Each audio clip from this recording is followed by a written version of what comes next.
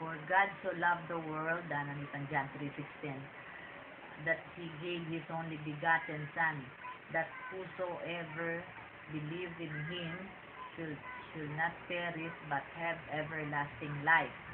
O iting ka na akong verse hawakan na niyang ikoyo, ginamit niya ng Lord para akilala ki personally in Lord Jesus.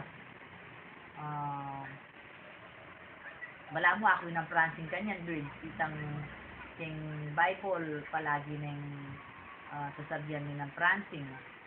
Kaya biya nila naman kitang Sabado. Nga ito, nakalakasimuran. Nakasanting itang birthday ng Lenny. Yung anak no, ilang tatag mo naman kitang celebration na kayang 50th birthday ng Lenny. Ano yung kalabisito. Utang nakapin.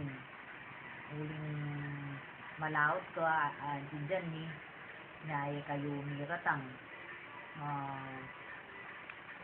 Kumusta ni ng paping, Lord?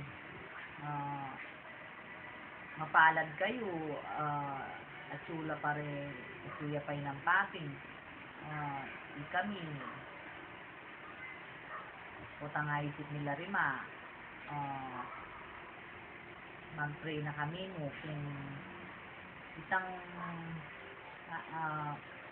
isasabihan meeting Marisa, kay katamong pamilya, importante itang family kakalugod at saka tamong ma-impress king material things.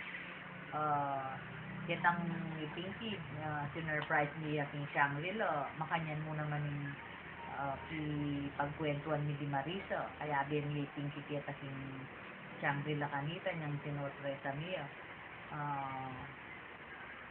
At sabihan natin Pinky, makantita tamo pinana itang material bagay